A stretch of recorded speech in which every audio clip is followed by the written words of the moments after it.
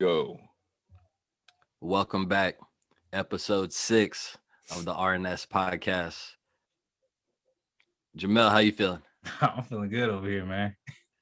Rick, even though you're not shining right now, no moonshine, how you feeling? Yeah, I'm still good, man. Fight the power in the background. Public I would enemy. say You know got the how I get public down, enemy. baby. Got the public enemy in the Yeah, background. you know how I get down. What's good, DJ? Man, what's good, bro? Let's get it, bro. Episode 6, like I said, back like we never left. So today we're gonna go over a little bit of the Super Bowl. That should be quick because we all know how that went. We were all wrong on that, like totally wrong about that. After that, we're gonna talk about NBA, really the NBA in general, not any topics of anything, but just the state of the NBA. Then we're gonna get into some hell yeah, hell nah, and then we're gonna close with our top 5. So before we get started with the show, we're 2-3 weeks into this, and I never fully explained what we're doing with Black Facts. I just realized that, so I gotta really introduce it. So since it's Black History Month, for the month of February, each episode that we drop, we're gonna hit you guys with what we call Black Facts, and that's self-explanatory. So DJ, what you got for us this episode? All right, Bernard Anthony Harris Jr., former NASA astronaut. On February 9th, 1995, he became the first African-American to perform an extravehicular activity, which is a spacewalk, during the second of his 2 space shuttle flights. Okay, so he's the first Black man or Black person to pretty much walk on space, and today was the day, or February 9th, which today is the day he did it. Was it what year? What year was that? All I'm saying is 1995. He said he's the first man to walk on space. Juicy J got something different. Hey, nah, man, Ray. Okay, yo, the way Juicy J got there and the way he got there is two different. Yeah, they used 2 different forms of travel. First of all, Ray Charles was the first one in space. If we going, I said Ray Charles was the first Black man in space. Yeah. Oh man, we really gonna go there right now? We're gonna go there on Black History Month? Yeah. I'm just saying, if we're gonna talk about who was out and out of space, you know what I'm saying? Okay, but if we're gonna say Juicy spaceships and Bankhead for real. I feel like Future was on the moon and Juicy J is in Pluto somewhere over there. Like Juicy J been gone. Yeah. I don't know. I don't know how he's still healthy. To be honest with you, you take all them drugs and because how long has he been doing this? He's been trippy, man, for a lot of years. Yeah, I'm just saying, like, is what you're asking, but yeah. And we clearly, what was the man's name again? Bernard. This is Bernard Harris. That shows you why. Harris Jr. That shows you our school Bernard system, Harris, baby. Yeah, shout out to Bernard Anthony Harris Jr. Shout out Bernard Anthony Harris Jr. DJ compared you with Juicy J, so go ahead, DJ for that one. It is what Bernard and Juicy J. That's how you put both of those together. Great. Hey, I'm proud of both of them.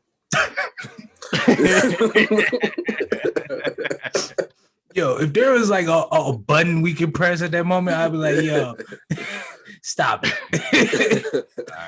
We gotta relax. Right, relax. So Rick, go ahead, get us started with the what in the entire fuck. Well, boys and girls, ladies and gentlemen, before we get into the what in the entire fuck, I would just like to bring up a definition for you guys. This definition is of race norming, which is formally called within group score conversion and score adjustment strategy.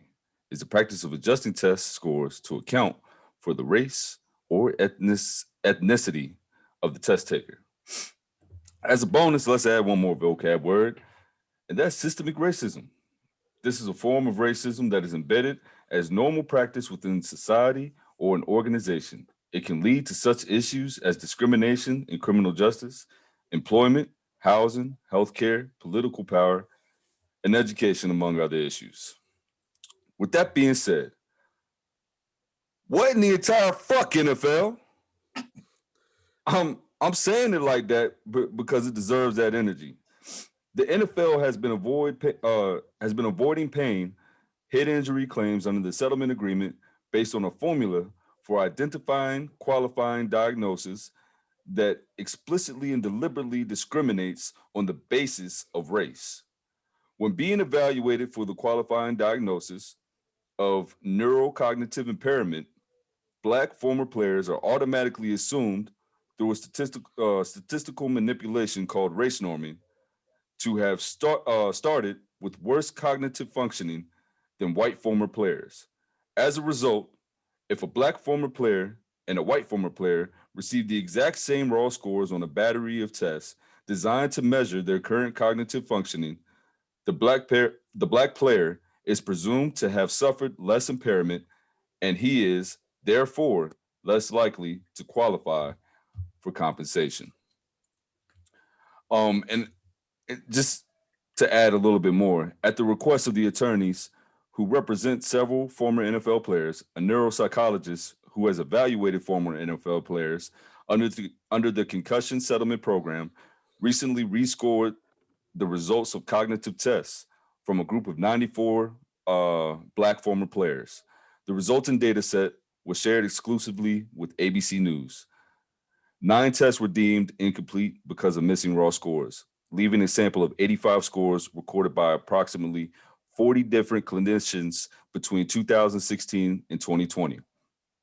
When the clinician interpreted the test scores as if those former players had been white, 34 of them met the criteria to receive payouts through the program.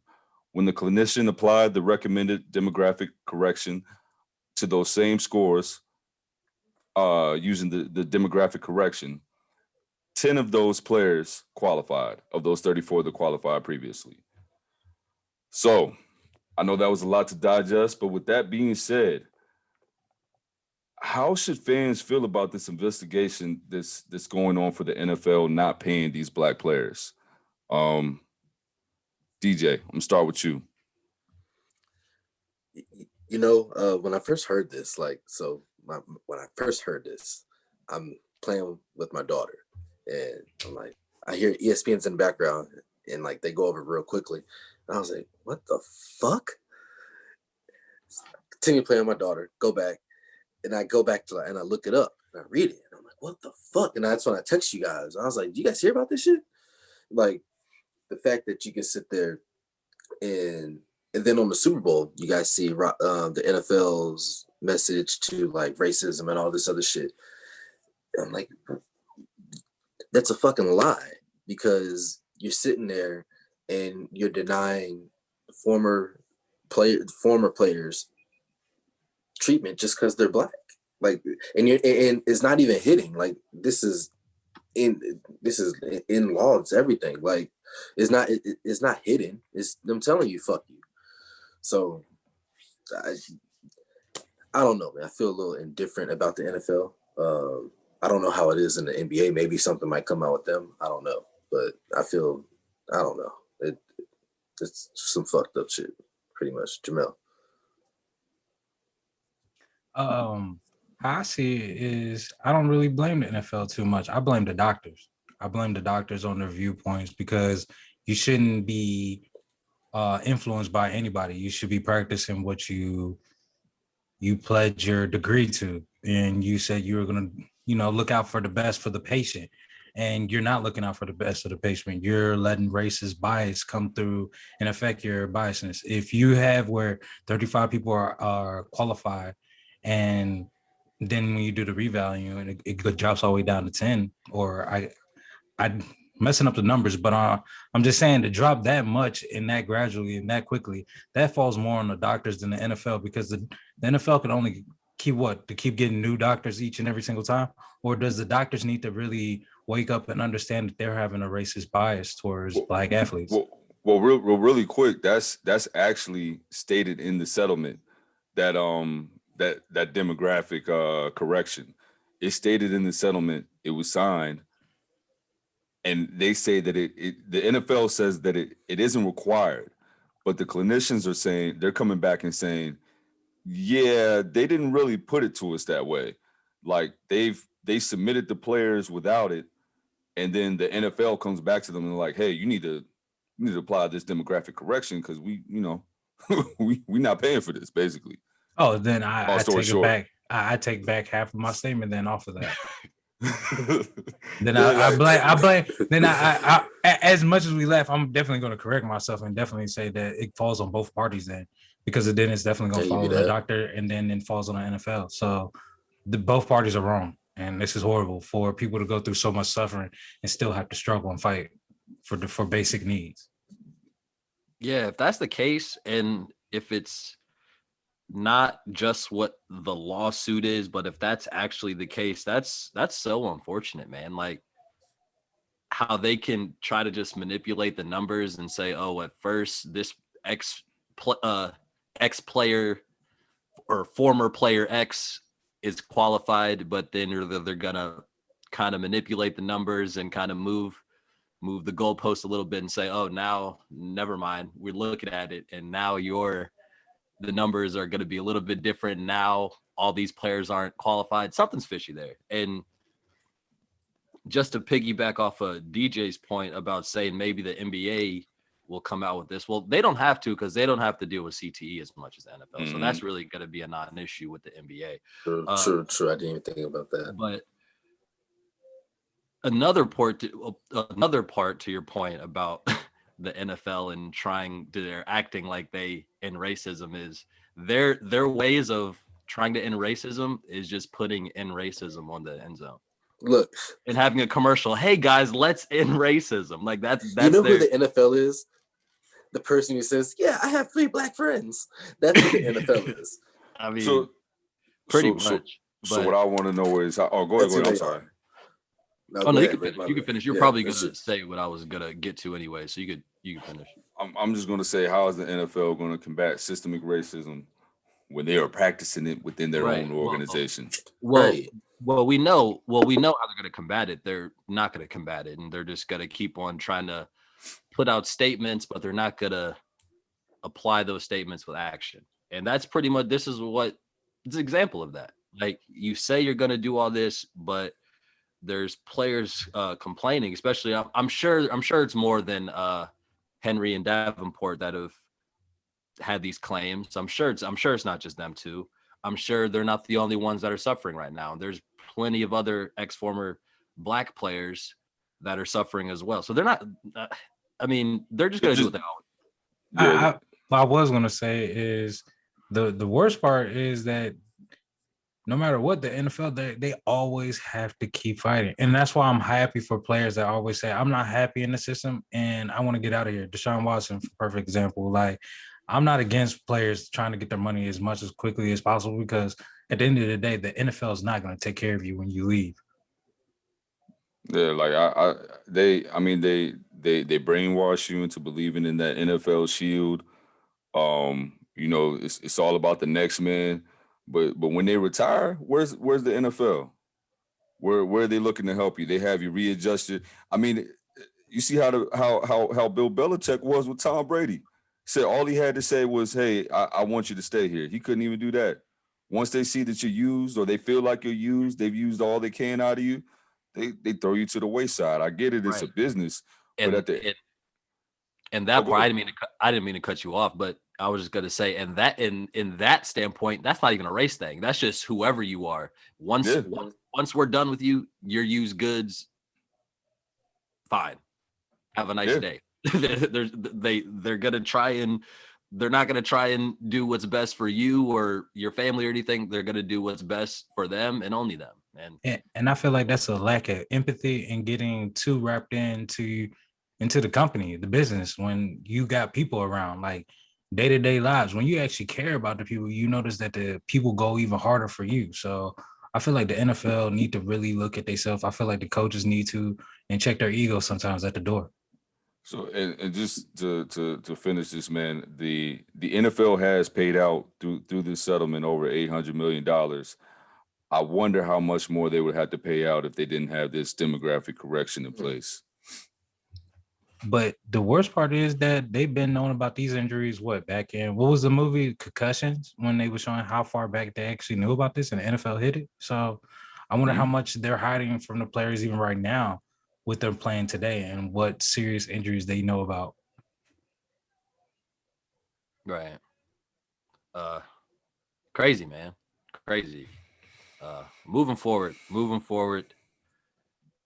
Quick recap of the Super Bowl because we got a bunch in store. Just to start out, man, the Bucks D balled out. Big time. They balled, and I was saying it to myself the whole playoffs. Devin White is everywhere. Like wherever the ball's at, Devin White is there. Like, Hey, did you hear about his 40 time? he ran like a 4.4 or something like that, right? Yeah. So if you're that big running a 4.4, like that's 4.43. Yeah, 4.43. So that's a low 4.4. He almost ran a 4, but really, if you talk about hand time, he's running a 4.3. Right, exactly. And this is only his second year, right? Second or third. Yeah, he's young. Yeah. So those linebackers look nice in that game. They was I everywhere. would say that linebacking core, him, what's up, Monte David? They balled out. And the biggest thing was we talked about the Chiefs it seemed like the whole time we talked about the Chiefs. Got to score 30. Blah blah blah. They did it. They did exactly what we talked about what they had to do. About one, you can't let them get going. You had to control the clock and the time of possession. And I forgot if Mahomes throw a pick or did they just do two picks? Okay, so forced turnovers, like pretty much everything we talked about, they did. But really, it was them just getting to Mahomes and kind of just messing up the time clock on everybody's on him, the line, offense. Pretty much everybody's timing was off, and they couldn't ever get going. So yeah, like did y'all see anything different? Did y'all see any other things you guys noticed that helped with the Bucks, or just they controlled that line of scrimmage, man. With Pierre Paul and Sue, all them guys, man, that front four, man, they really, they're the main reason why the Chiefs weren't able to do anything, man. They disrupted everything up front. They made everything. Mahomes was running for his life. Like half the game, like I just saw him running for his life. And I still want to say he threw I think it was about 2 or 3 passes that should have been touchdown passes. I'm talking about he was parallel to the ground on one of them, like falling from getting tackled. Hit him in the helmet. Hit him right in between that. Like, there was he couldn't have threw a better ball. Right. And that's why I can't, like, even though he didn't play well, I can't blame him because one, like you said, he was running for his life. I saw a joke on Twitter. They were pretty much saying Mahomes in the pocket or something like that. And it was Mike Epps in Next Friday running from Baby D outside in the parking lot. Yeah. But that was literally him for real. That was exactly what it was. But like, and even to Rick's point, he was making impossible throws. So it's like, and still those throws were impressive. Just dropping them. Yeah. So look, so here's a stat for you guys. He ran, and that's what I was looking for. Go ahead. 468 yards. He ran for damn near 500 yards. Before throwing the ball. Yeah. He scrambled for 400. I didn't even see that. Yeah. A more impressive stat, like he only got sacked twice. Yeah. So to your point, those throws that he was making, I was like, yo, this motherfucker right here, like, and he's dropping them on their helmets, like they smacking them in the head. And he still already had a toe injury too, so he was doing that like on a hurt foot, hurt toe, whatever you want to say. I was thoroughly impressed with Mahomes. Brady did exactly what we thought he was going to do. Yeah. So I'm not impressed or don't think less of him. He just did what he thought I was going to do. He played the game plan. He played the game plan, man. Yeah, exactly. He did what he should. And he killed it.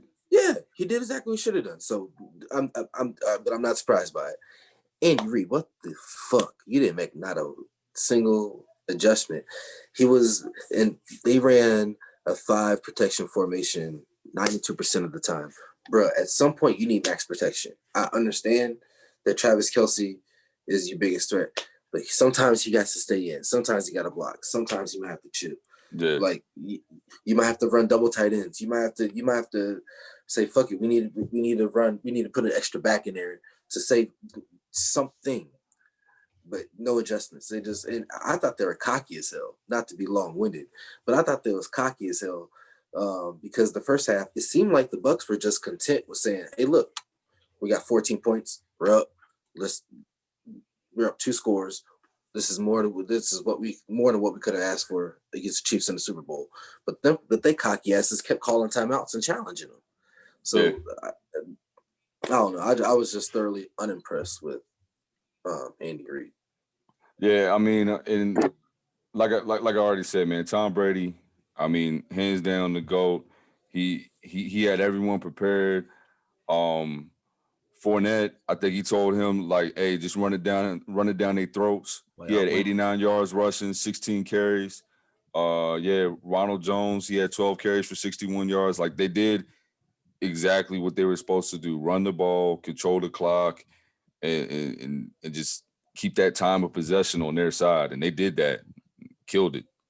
Yeah, I didn't realize, or I didn't think about what you were saying, DJ, about them being cocky. But you make a good point there. So Jamel, I'm actually asking you this since you haven't got to chime in too much. You think that could have been Andy Reid thinking just like we've been here before? As long as we stick to our guns, we'll be fine. Or do you think that they should have just made adjustments from halftime? Or like, what do you think was going on there with as far as DJ's point of them feeling like they could score? Or I don't think they was feeling cocky. I feel like we're really overlooking them losing their left tackle and right tackle, and they lost their center. So as much as Mahomes was running around, you're gonna have backups, like backups, facing Dominican Sue, Jason Pierre-Paul.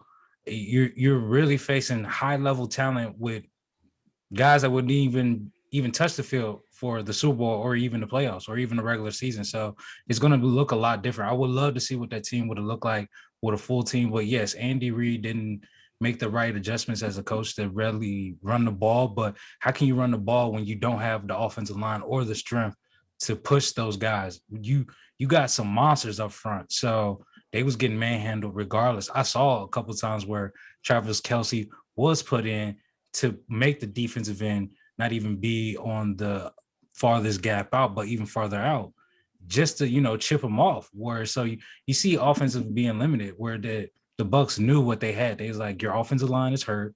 We know Tom Brady's going to make the correct play, and Tom Brady does exactly what he's supposed to do. He's gonna bank off of your mistakes. Every time you throw an interception, he's going to get the touchdown, or it's going to be a field goal. But if I can remember correctly, off of every interception, he got a touchdown. yeah, and losing one lineman is one thing, but you said 2 and then the third, like that's pretty much a whole new line you got to deal with, especially in one game when you prepare with your main guns and then they're already no 2 people are out, so then they're already looking to pressure. So that makes sense. When you That's not a when good you got to One move lineman your said he was going to be a COVID nurse before the dog. season started. One of the guards had to move to tackle. When you have to move your guard to tackle, and his name isn't Zach Martin, I feel for you. That's one thing you do not. A guard is playing guard for a reason, because if he could play left tackle or right tackle, he will play that because they get paid more. Right. Makes sense. So real quick, is it possible that both teams run it back and we see a Bucks Chiefs rematch next year? Yeah. The season, until the season start, yes. Those are the two best teams.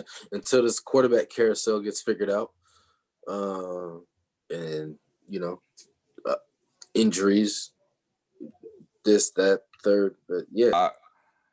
Just looking, they're going to have everybody back. I think both teams are going to have everybody back. Mike Evans already said that he's willing to give up some of his money to make sure everyone can stay on the Buccaneers next year.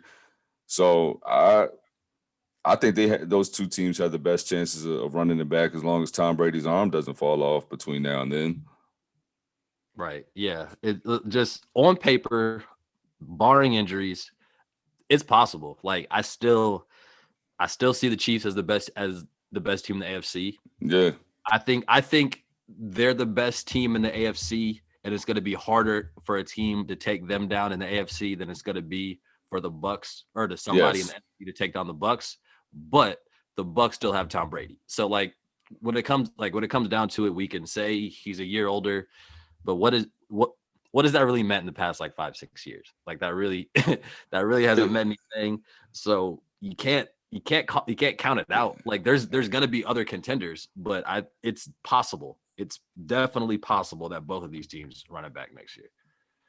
Yeah, no, I agree. I mean, who's gonna stop them in the AFC? The Bills, the Ravens. Like, Bills look nice. The Bills look nice. They didn't look nice enough to beat the Chiefs. Oh no. I wasn't saying that. They're not. They're a nice team. I'm not knocking them. They just not the Chiefs in the AFC. Oh no, I agree with that. No, I was just saying like we just can't just sleep on them because it is the NFL. No, no, that's true. I mean, outside of injuries too, but I mean, and even the Buccaneers, like, I mean, they made everybody look like little boys. Drew Brees, Aaron Rodgers. Right. Nah, I'm not counting anybody out. But I think as of right now, I mean, obviously both teams just went to the Super Bowl. But like I would say, you got to say these are the two favorites, especially the Chiefs to return from the AFC. But like there's like the Packers going to be there again. Like if we just talked about Russell Wilson needing a line, if they get a line, you can never count them out. All those teams, the Rams just got Stafford. So I'm definitely not sleeping on anybody, but it's definitely possible both teams come back. But hey, don't forget Detroit got Jared Goff. No, I'm kidding. Yeah, we can. Yeah, I hope you're kidding. That's all. I'm just leave it at that. I hope you're kidding. I'm kidding. But going forward, going to the NBA, and a good thing about this is now that the season's over, unless we're talking about all this trade stuff, we can kind of move on to another sport and get into more basketball stuff, which we haven't been able to do as much as we'd like. So here's a good way to start with that. So a few days ago, Kevin Garnett, I don't even know where this quote was from. Maybe it's in his book. I don't know. I know he has a book coming out. I forget where it's coming from, but he had a quote pretty much about the current state of the NBA, right? So he was asked, what's your take on the current state of the NBA game? The first part is he's kind of saying this to the person asking the question. He says, the game is at another level. I know you said that you made the team with Vancouver, but I want you to get on the court, sprint corner to corner, stop on a dime and shoot a three. I want you to do 10 of those. Then I want you to focus on how tired you are, because these players do that for 48 minutes. I don't think guys from 20 years ago could play in this game. 20 years ago, guys use their hands to control players. Now you can't use your hands. That makes defense damn near impossible. Can you imagine not hand checking Michael Jordan? Nah.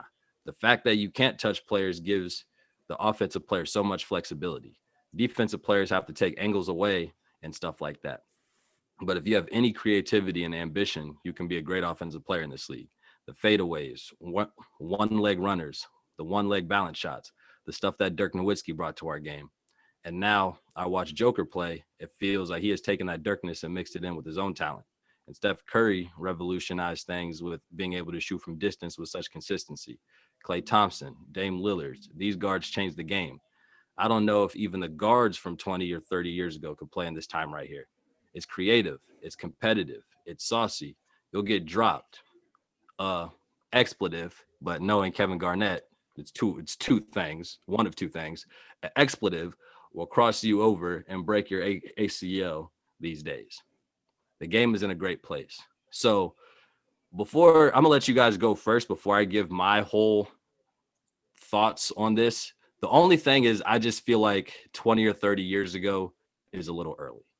Like I feel like maybe 20 or 30 years ago from when he played I feel like that's his mental, because he played 20 years ago.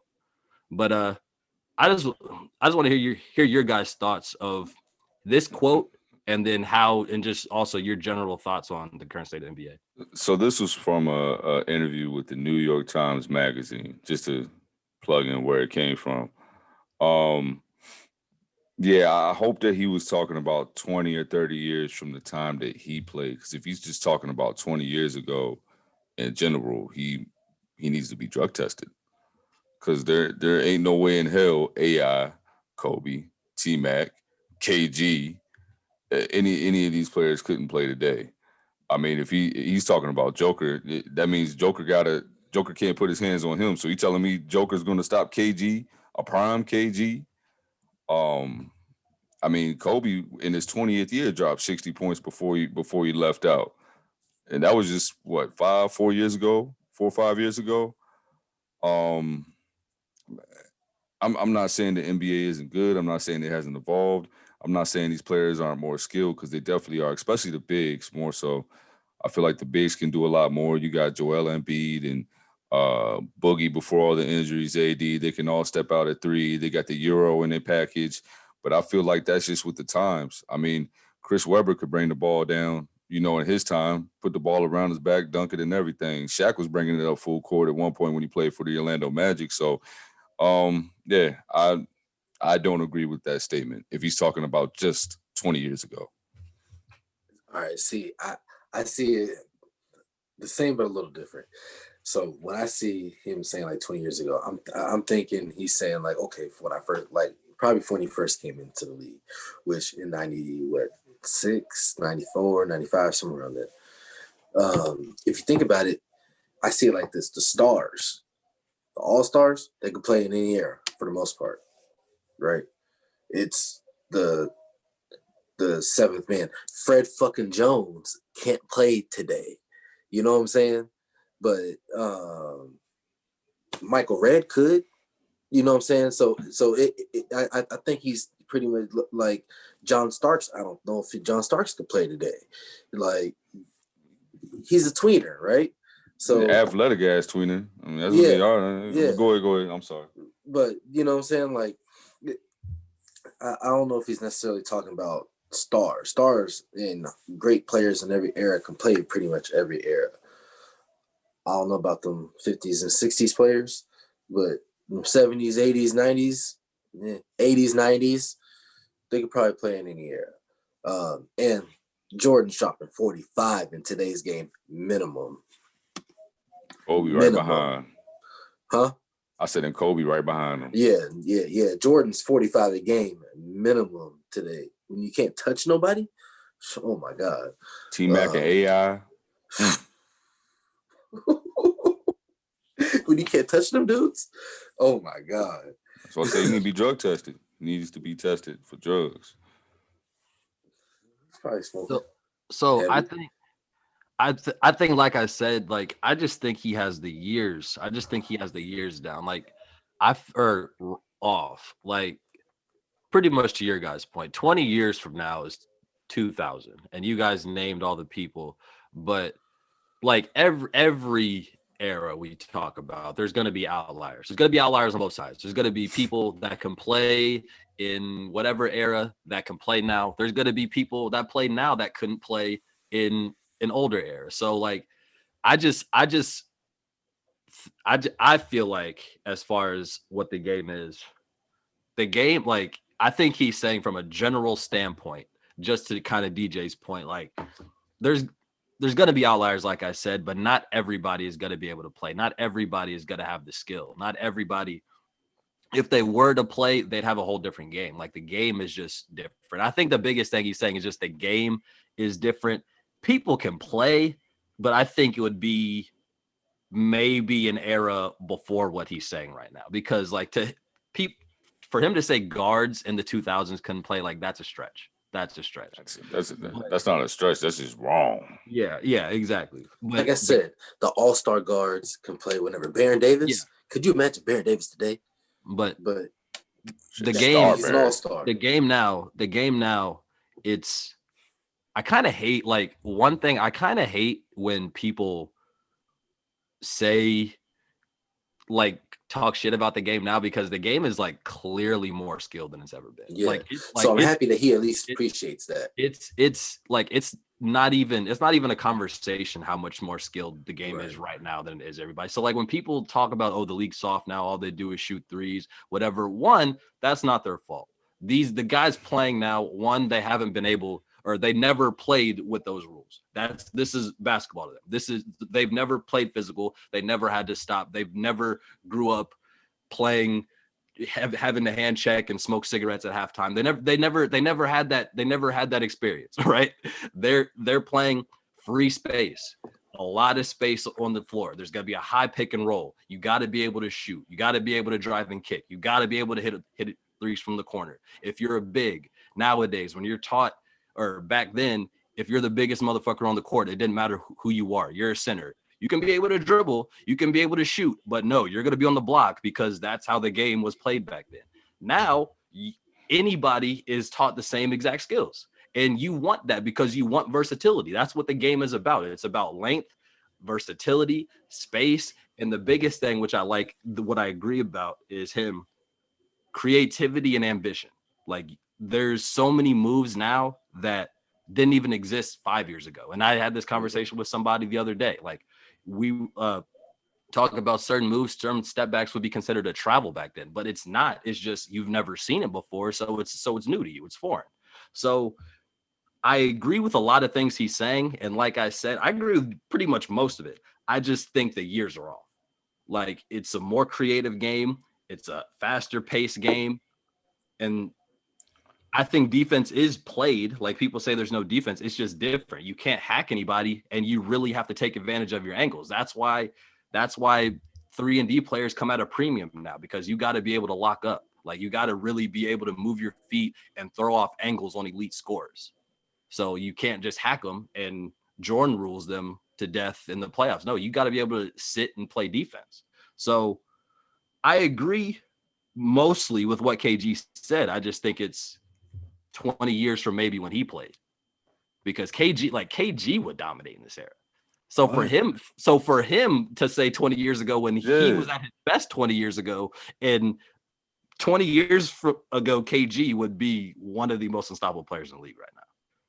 For me, just looking at, like, I agree with the spacing, you know what I'm saying, being able to use the pick and roll. Because you imagine Marbury just using the pick and roll all day, like Stephon Marbury back in the day, like, right. In this era right now, having the ability to do what they're able to do.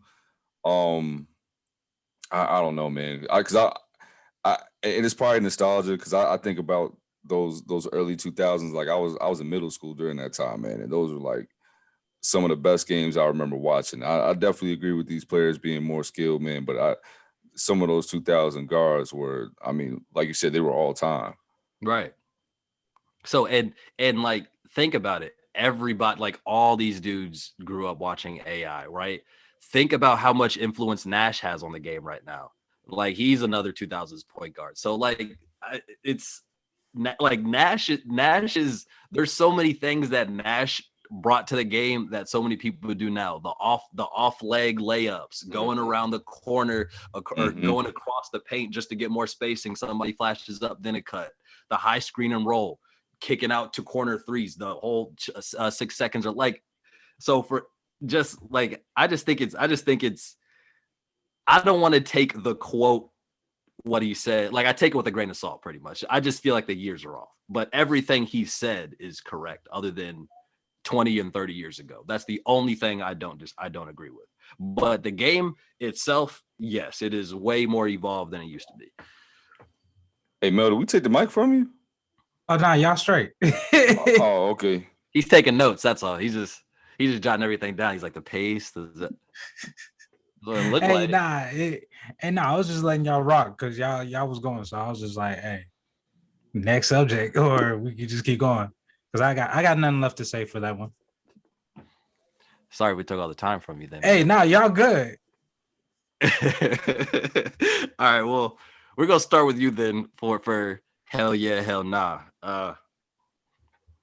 Let's just get straight to it. So actually, it's perfect. This is perfect to start with you, Jamal. So I don't like that. I don't like the sound of that. I mean, it's about your team. It's related to to your team and your current quarterback. So apparently I didn't see it. There's a video. There was some sort of hype video, I guess. Dak Prescott wasn't on the video.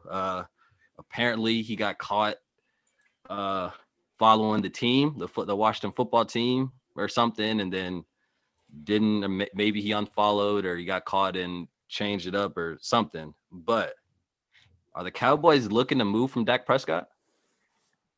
With all signs, I'm gonna say hell yeah. I give enough faith on the Cowboys signing Dak Prescott just because when it was Tony Romo, they signed him very quickly. So with Dak Prescott, if he's asking for 4, give him 4, because we already saw what that team looks like without him, and it's hot garbage. Andy Dalton couldn't do it.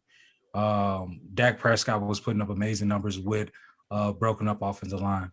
And until he got injured, he was putting up career numbers. So I don't have any faith what the Cowboys saying because they put time and effort for those hype videos and editing, cutting, and for you to cut out Dak Prescott and he was still there for like I wouldn't say half of the season, but a little bit of it. Yeah, that I feel like the Cowboys are trying to get the fans ready that Dak Prescott isn't going to be there. Look, if you ain't gonna get Deshaun, I wouldn't trade Dak. That's just me. But I guess a hell yeah then. But if you ain't gonna trade for Deshaun, he's one of those quarterbacks where you just gotta take it.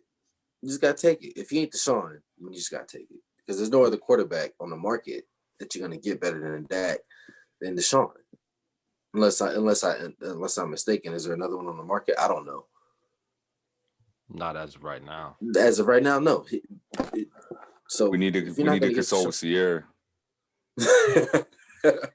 Right. But yeah, that's so. Yeah, hell yeah, Rick. I just want to make sure I got the question right. What was the question? I just want to make sure I say it correctly. Are the Dallas Cowboys looking to move quarterback Dak Prescott? And you said hell yeah, so you agree with that? They're gonna move, DJ. Yeah. Are they looking to? Are they actively looking to? Yes. Oh, okay. Yes, they are. So I'm gonna say hell yeah. And they should trade him to the Washington football team, damn it. I'll take Dak Prescott all day if they don't want him. Because, the Cowboys, they haven't shown any appreciation for what Dak Prescott's been able to do for that team. Because we've seen how sorry they are without him. They are terrible. You guys are good at rejuvenating fucked up legs. You said what? You guys are good at rejuvenating fucked up legs. Hey, man, they're going to fix that there, and then they bring them here. Like I said, we done fucked up about this by every black quarterback we'd never had in the existence of football history. But, with a ragtag group, the Redskins was able to go to the playoffs. The Washington football team was able to go to the playoffs and put up a good showing with a Taylor Heineke as the quarterback from Old Dominion University. Some of you all, I don't know where you guys are from, but it's in Virginia, and you probably never heard of it because they just had a football team, started in 2010, 2011. Hasn't been long.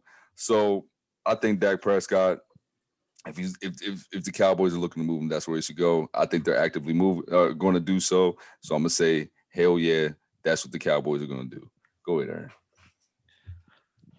I don't want to say hell yeah, but I'm going to say hell yeah. Just because, one, if they really wanted to sign him, they would have signed him by now. Two, it takes a lot to purposely not put your quarterback in a hype video.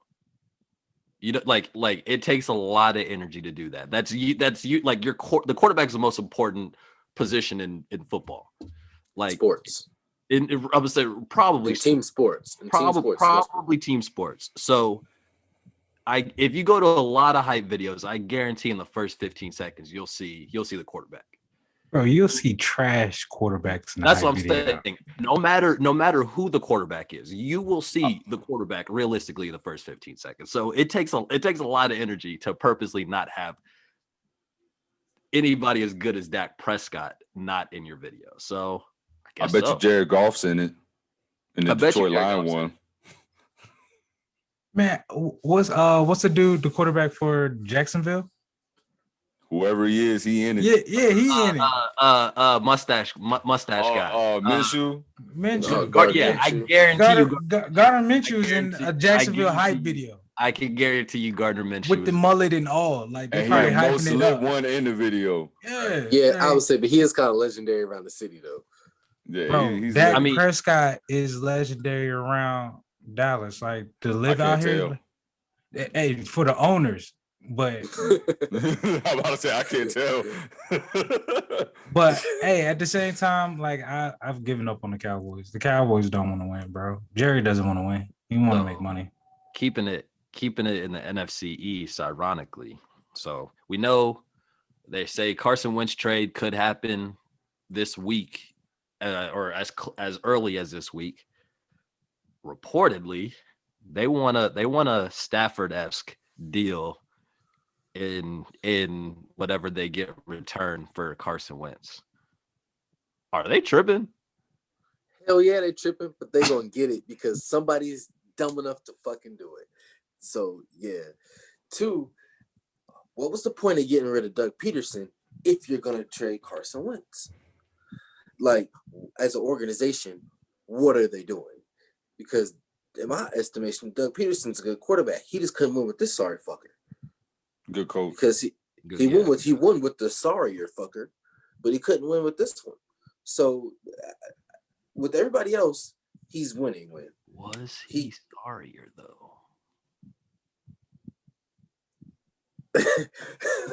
But just gotta throw that. Yeah, out. like my thing is, why get rid of Doug Peterson if you're in return just gonna trade Carson Wentz? I don't get that part. They're tripping, bro. Like, yeah, they're tripping. I don't get it. Like Carson, like Aaron, hell yeah or hell nah. Say it with your chest, man.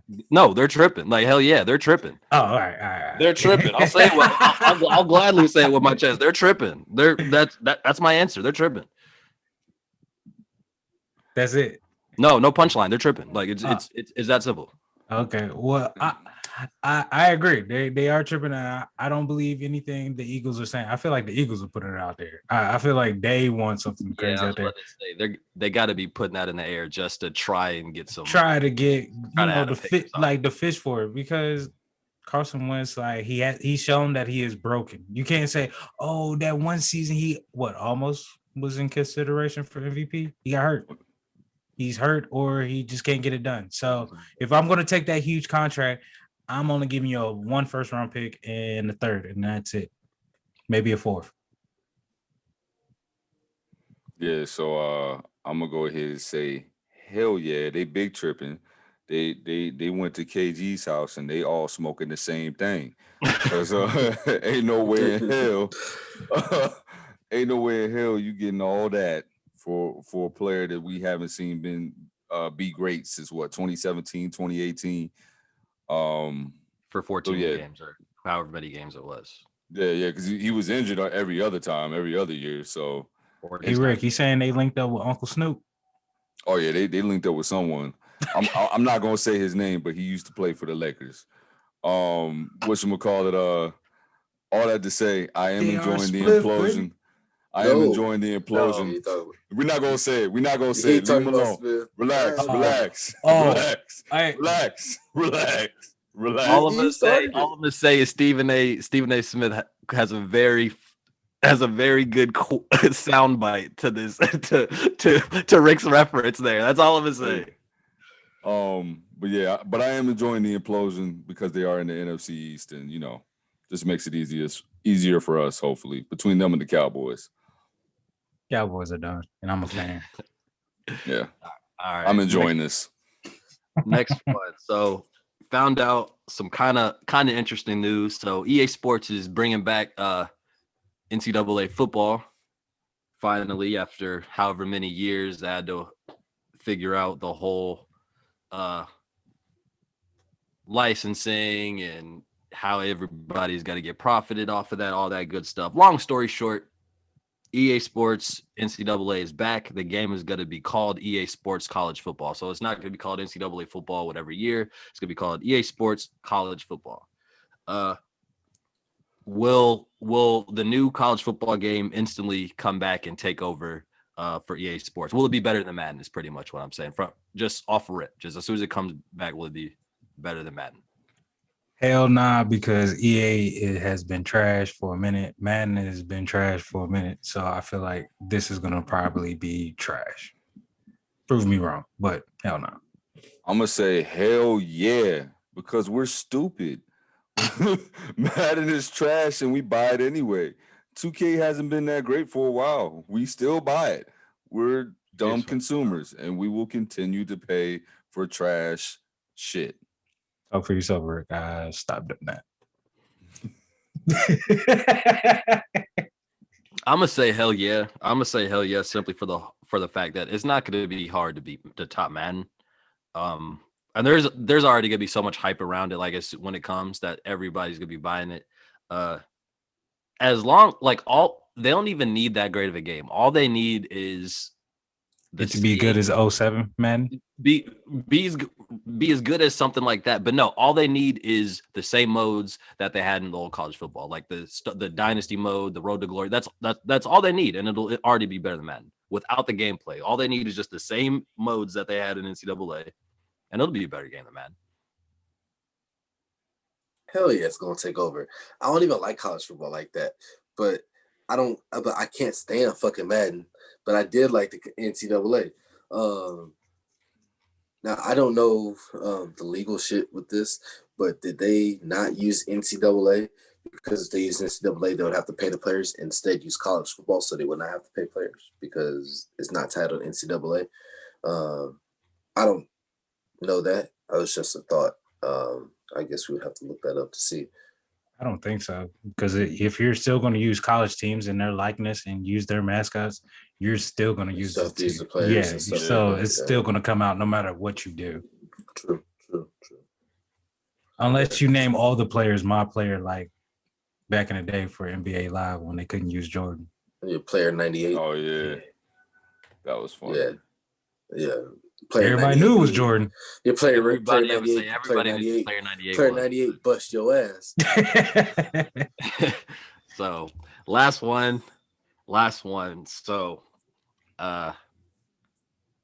new movie coming out mainly about Fred Hampton, Judas and the Black Messiah. So on the soundtrack, before I say that, Jay-Z has a history. We talked about Jay-Z last episode, so shout out Troy Aikman, but shout out The Rock, baby. But Black Jay-Z this time. Black Jay-Z has a tendency to drop whenever Nas drops. And this has happened pretty much since Ether. So back to the movie, the soundtrack, Judas and the Black Messiah. Nas is on the album. Nas has two, I think, placements. I think he has two placements on there. Recently, his last album, all produced by All Hit Boy. Jay-Z on the same album has a song featuring Nipsey Hussle, produced by Hit Boy. Did Jay-Z do this on purpose? Hell yeah. And you say tendencies? No, Jay-Z's still doing this on purpose. He's hurt by Ether. Jay-Z's petty as hell for this. Like, let it go, bro. Pick another drop date. Hell yeah. He's been doing this for way too long and it's getting out of hand. I think the last time Nas dropped the album, like he announced he was dropping a song with Beyonce. Like he's got to relax. Like it's been some time. You guys, you buried the hatchet. Just let it go, Jay. Let it go, man. Yeah, hell yeah. I mean, he'd do it. But, I mean, it's for me, I think it's two things. I think it's one, him just being petty. Two, it's like a competitive thing because, like, they were the best two of their time. That's fair. Because every time J. Cole drops something, Kendrick right on his ass. J. Cole always go first. And I'm like, why you always go every first? time? Every time. I'm like, why you always go for the bait and go first? DJ, but when those two go, that joint was fired. When Nas dropped Ultra Black, Jay-Z dropped some Left in the Burrow for real song. Y'all don't even remember that song, do y'all? I don't. Yeah, my point exactly. When Ultra Black came out, I remember him dropping the song, but and nobody can even remember that. But he had to drop something when Ultra Black came out, just to do it, just to do it. So I'm gonna say hell yeah, and I don't even think it's a competitive thing. I think Jay's just being petty. Like I think Jay just likes being petty. But like you don't gotta be petty anymore. Like, like You a you know, like, billionaire, you know bro. what I'm saying? Like y'all aren't in the like y'all still nice, but y'all aren't in the prime and the bags y'all were in back then. Like you don't need to do this. Like you Jay-Z, Sean, you don't need to do this. Hey, You don't but need the crazy thing is, like, Jay can even say, I signed a better artist than you. Nas, you signed Davies, I signed J. Cole. So that's a win. yeah, that's a That's a win. huge win. That's a Or win. you That's could a just say win. that That's a win 11 times out of 10. I mean, he signed Nas when he was on Def Yeah. Jam. Yeah. Yeah. So Nas. Yeah, but all right, so moving on, close out top 5 draft. This week's or this episode's top 5 sneakers. So we're going to choose our top 5 sneakers draft style. So Jamel has the first pick, Rick has the second, I have the third, DJ has the fourth. DJ, you're going to come with 2 picks cuz you're going to start the second round and bring it back that way. Yep. Jamel, are you ready? Yeah, I'm ready. You are on the clock, my boy. The first pick, I picked the Jordan 11 Retro Concords. Okay. All right. Good pick to start. Rick, you got second. Air Easy, Red Octobers. Okay. So y'all picking. Okay. All right. Perfect. It sounded like you woke up Aaron off of that one, man. Nah, Sound like he's like, oh, I'm about to get in my bag now. Not because I didn't know if y'all were picking the shoe or if y'all were picking specific colorways. So that's what's like, okay. Gotcha. So that being said, my pick, Jordan Black Cement threes. Okay. That's my favorite shoe of all time. So I'm glad it was still there. So I'm gonna go with let me get the Coke White ones, Lowe's classics. You can never go wrong. Can never go wrong. You can wear them with anything, damn near. Air Force Ones. Yeah. And then damn. Let me go ahead and get my favorite shoe of all time. I'm old, so for the young kids out there, y'all say bread 11s. When I grew up, there was the playoff 11s. So I'm gonna say the playoff 11s. Let me get them things. Playoff 11s. So are we doing? Are we doing all colorways then? Like I'm fine with that. Yeah, pick the colorway. Yeah. All right, Yeah, your top 5. I'm gonna stick Leesburg then. I'm gonna go with the Sean Witherspoon Air Max 97s. Oh, let's get it. Yeah. I was trying to get that on my way back. That's funny, man. Those are fire. Like it's crazy. Like shout out Sean That's Witherspoon, but those are crazy. Rick, your pick. The 85 Air Jordan 1 bands. The band shoes. Okay. Gotcha. Jamel, your pick. You got 2. Second pick, I'm gonna go with the Jordan Mellow M3 Universal Blue 2006. Okay.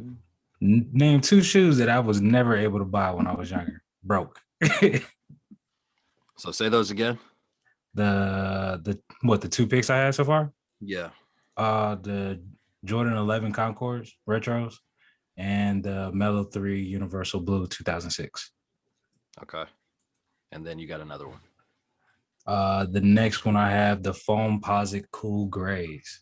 Yes, I had to get those before you were probably school. That's fair. Hey. That's fair. Hey, I respect you. Hey, I respect the shoe game from everybody. I know everybody's shoe game is crazy. So Rick is your pick. Gotta go to a Spike Lee joint on this one. The He Got Game 13s. Okay. Great movie. One of these days, so Were you gonna invite us for a Sunday service? No, it has nothing to do with Sunday service, Jamel. It has nothing to do with that. I lost my train of thought now. Where are you talking about? He got game. All right, he got game. One of these Halloweens, I'm gonna be Jake Shuttlesworth for Halloween. Have the red cutoff braces, the white tee, and then have the he got game 13. That is hilarious. That's hilarious. I always said I would be Killmonger for one Halloween. Which next shoe?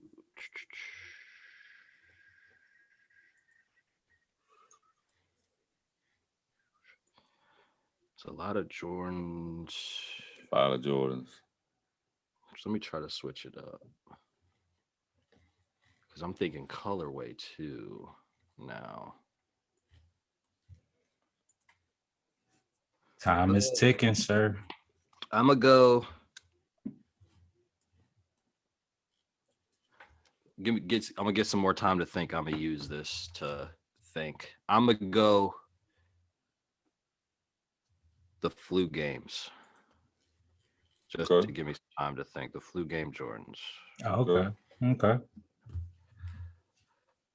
I like how he extended the time every time. He was just like, I'ma go. Thinking in my head, man. DJ, your pick, you got 2. Let me go ahead and get the Griffey Freshwater, the OG Griffey Freshwater ones. And I'm thinking, you know what? Let me go ahead and get something off the wall. Let me go ahead and get because I never got these shoes when I wanted them when I was a kid, and I wanted them so bad. The Nike Sin Help Dunk SBs. Yes, I wanted them joints when I was a kid. So let me get them. Still haven't got them, by the way. So Nike Sin Help SBs. Yeah. Better holler at Demi. and he's like, I already tried, man. Birthday. They cost a lot now. Oh, word? Yeah. Like, whoa, you looked at me crazy. Like, what's the number looking at? Because I'm looking at the Concords right now, and StockX got them for $700, and I'm like, no, sir. So, right now, my size at $1,500. Yeah, they cost a lot. You can keep dreaming.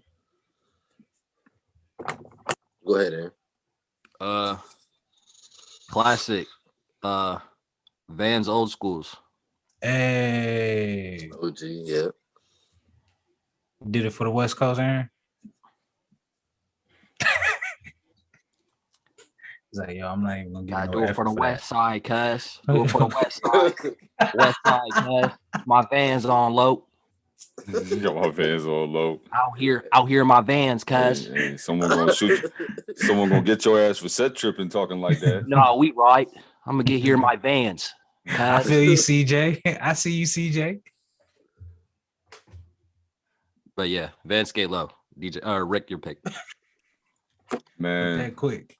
I'm picking this shoe because I was so pissed. DJ's gonna appreciate this. I was so pissed because it was only a kid's shoe. It was only for kids. I was pissed off about it. It was the KD7 PB&Js. I was so pissed. That was just a kid. I remember those. Hey, dog, not even to kill your thunder. I really thought you was about to say something like, I really used to want the LA Gear with the lights in the back. I thought you was gonna say something like that. Oh yeah, nah. Ray said only a kid shoe. It only came in kids, man. I was so pissed about that. So Jamel, your pick. Do I got 2 picks or just one? 2. You got 2. Your second pick is your last pick. Okay. All right. For the first one, then I'm gonna go with the Adidas Derrick Rose 773 all blackout. Those are like my favorite basketball shoes to play in. Blackout, okay. And then my last pick, got to be a little bit different from all y'all. Cashmere slippers. Don't knock it until you get some. Yo. Those are sneakers though. Oh shit, yeah, you're right. Not Yeah. just, it's sneakers. So It's Nigga just, trying a to pull pimp out named slippers and Slickback shit. ass nigga right Yeah. here. Hey, A hey, pimp look. name Slickback. A pimp name Slickback. Pimp named Slickback ass nigga right here. You gotta Oh say the man, whole thing. It's like a Tribe Called Quest, baby. trying to finish it. I can't right now. Like, yo, hey, shoot. All right, I'm gonna end it off on a bad pick. You know, black Air Force Ones. I got bad intentions. What's good? scammer. Damn, man. Scammer. You picked my Right. shoe. Yeah, crime mob ass. No, you know how I get down, man. I always show love to the great Kobe. So Nike Zoom Kobe 6 Grinches, baby. That was my pick. For the pick. That was my pick. Hey, you should have known that was what I was gonna pick, boy. Hey, quick question, Aaron. Can I take out my old pick and go with the Nate Robinson No. Kryptonites? No. Too late. Too late. Kryptonites. Kryptonites, whatever. Nigga, I know you not trying to correct the way I talk right now. It's the way it's not how you talk. It's the way the shoe is. It's not a kryptonite. It's a kryptonate. It's the name of the shoe. I'm not saying that you pronounce it fucked up or talk fucked up. It's spelled kryptonate. My That's all bad. I'm saying. My bad. So it's like the Starberries. Get them joints at Walmart, it's not man. Starberry. It's a Starberry. That was the man though. Or was it Kmart? Hey, I like them shoes for real, man. Them joints look nice. Shout out to Starberry. Ain't nothing wrong with them shoes. Oh, that was what I was supposed to pick. Go ahead. Hey, Rick, you can pick that if you want, and then I'll take the Grinches. No, not the Starberries. This is the pick before. Still no one picked them. I'll say that. That's what I'm saying. I'm saying you can switch your pick. I'm not switching. I'm not switching to Kobe 6 Grinches, man. No.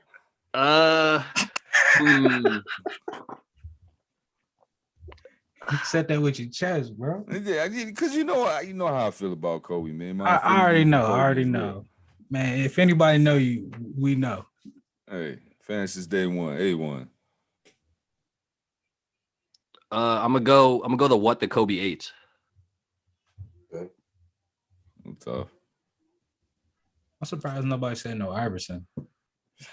No. That was on my B. EJ, your last pick. I got 1, 11. He's actually just looking in his closet right now. Yeah, I know, right? I'm not. I honestly didn't even pick a pair of shoes that I had, which is crazy. I'll take the OG 95s, Dope Boys. Okay. Air Max 95s, the OG Air Max 95, the Dope Boys. I'll take them. Nigga, I'll kill you if you try me for my Air Max 95s. Yeah, I'll take it for the Dope Boys. I wasn't a big fan of Air Maxes, low key. So I just got a pair of Air Maxes. This joint is fire. So to recap, Jamel has the Concord 11s, the Mellow M3s, cool gray foams, the blackout D-Rose 773s, and the Scammer Classics, the Black Air Force Ones. Bad intentions, you already know. Yeah, I was going to say delinquent activities only. Rick got the red. And I was a square. Yeah, the red October Yeezys, the band Jordan 1s. He got Game 13s, the Kobe 7 PB&Js, and the KD. Kobe 8. Sorry, Yeah. KD 8 PB&Js. Kobe 6 Grinches. I got the Black Cement 3s, the Sean Witherspoon Air Max 97s, the Flu Game Jordan 12s, old school Vans, just the classic lows, and then the what the Kobe 8s. DJ has white Air Force Ones, playoff Jordan 11s, the Freshwater Griffey ones, the Nike Sent Help SBs, and the OG Air Max 95s. So I would say Jamel made a good point. Nobody Nobody brought up any Iversons. The KD4 Nerfs was next on my That's list. what I was about to say. That's what I was just I about to almost say. took them. I knew there was. I knew there was a KD4. I knew there was a KD4 that was in my head. Yo, the KD3s is probably his most. Well, KD's really didn't even get popping until the fourth one, but the KD3s, my favorite basketball shoe ever to play in. Rick was like, "Yo, I really wanted them Shaqs, them Shaquille O'Neals, didn't you?" No, Rick? the Starberry. I had a pair of Shaqs. Hey man, I'm gonna tell y'all a true story. I saw the Shaqs. I was at like Walmart, Kmart. When I was like 10, 11 years old. I was like, oh shit, I'm about to buy these joints. Man, I tried to play ball on them joints. Man, them joints broke on me. I took them back to get another pair. I was like, oh, that was a fluke. They did that shit like 3 times before I had to just let it go. You mean to tell me you bought 2 different pairs of Shaqs? Hey man, I was 10. I was stupid. No, it's all It was good. the I bought Dunkman a pair of Felines.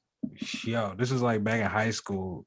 I got clowned so hard. I just used them for basketball, and they was like, "You rocking Felines, you country?" I was like, "Whoa." Hey, look, Chill. I ain't gonna lie. If I would have saw you in basketball courts and felines, I'd have got you. Hey, yo, and those went in the trash. Yeah, I'd have got you. And they not Grand Hills. Oh yeah, we got. Oh no, they definitely wasn't no Grand Hills, bro. Them, look at that shit. Yeah, I'm over here looking like Lil Scrappy and shit. Oh yeah, the other joints with the dot eyes with the spinner in the joint, man. That was the other one I was thinking about. No, them joints was terrible. The spinner joints, man. Hey, I wore the pair of all the white boys in school had them joints, man. Yeah, they're spinners. Yeah, that's almost as bad. You saying you know why the rocking the white G boys in units? school had them? Because it was $60. Oh, I didn't know where to get them at. Yeah, East Bay. I remember because every other school. Hey, back in the day. Aaron's looking at us crazy, like, yo, wrap it up. All right, well, you know. Nah, I was just. I mean, I gotta do that a lot because it just happens. But nah, what was I gonna say? Mad, that's his face. Nah, I was about to say I wanted foams. I wanted the foams, but then Jamel took the cool gray one, so I didn't want to pick a different foam. Yeah. I kind of probably just did all different Air Maxes, really, because I know I could have just did an Air Max. Like that's really like my favorite shoes is like Air Maxes, Jordan. I tried to not do all Jordans, and then Vans. Like I wear Vans a lot. So. I almost picked Bo Jacksons. I tried to do some off the wall shoes. But not, I almost picked. I almost did the Paris low SBs, the Tokyo SBs. I just want shoes that I really wanted, like shoes that I probably couldn't get at the moment. Like I'm not about to spend money on cool grays and the Concords. Like that's over $2,000 right there and 2 pairs of shoes. Well, we can talk about these shoes all day because we all like shoes. Right. Y'all tell us who's best. Shut this motherfucker up on the right hand corner right here. Yeah, man. Yo. No more. Are you talking about me? Yeah, you. You the only person that talk trash. On the right corner. Hey, look, man. Just because I got nice shoe selection, I be winning these top fives. Don't you know what I'm saying? Don't hate on me. Whatever. I ain't gonna say I'm undefeated. Look, you're not. I've been defeated. He's not though. Like, bro, when Aaron, take us out, baby. Take us out. Take us out, man. Because he talking crazy right now. Take him out, man. So while I take it out, there's been there's been comments by either whether we've gotten comments or whether there've been comments on the YouTube.